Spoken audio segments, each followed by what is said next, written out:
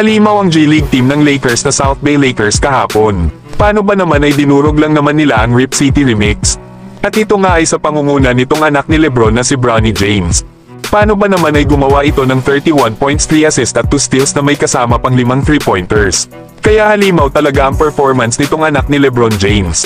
Lalo na ang poster dunk na ginawa nito sa kalaban na lalong nagpa-hype sa mga nanonood.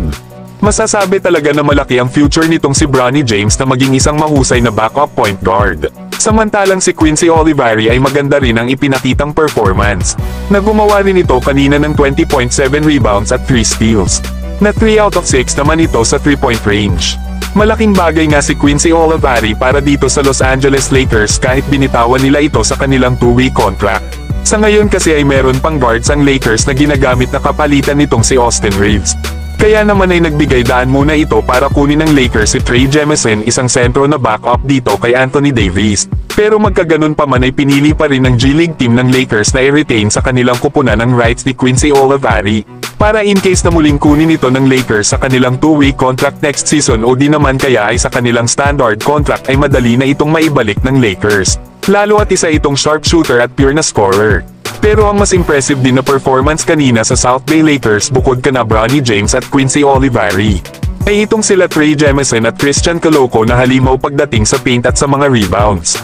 Na itong ang si Trey Jemison ay nakagawa ng 14 points 11 rebounds na may kasama pang 1 block.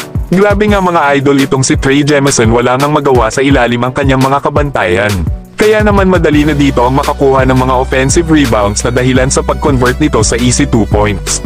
Kaya kapag na-improve pa lalo ni Trey Jemison ang kanyang mga post move ay nakakatakot itong si Jemison panigurado pagdating sa paint. Na mala Dwight Howard pa naman ang frame ng kanyang pangangatawan.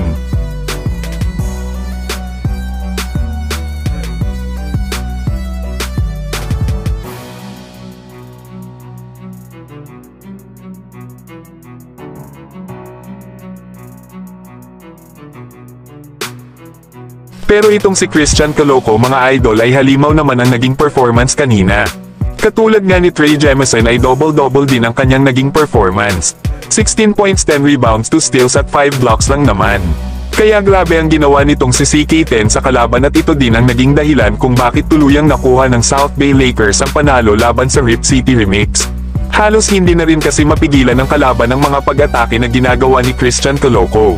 Bukod kasi sa tangkad nito ay mahaba din ang kanyang mga galamay. Isa pa mga idol sa tangkad na 7-footer ni Christian Coloco ay mabilis itong kumilos, kaya naman ay madali itong mapasahan sa opensa. Bukod dyan ay grabe din talaga ang depensa nitong si Christian Coloco kaya naman hindi na nakapagtataka kung bakit meron itong 5 blocks na nagawa. Pero kayo mga idol, ano ang masasabi nyo sa future ng Los Angeles Lakers?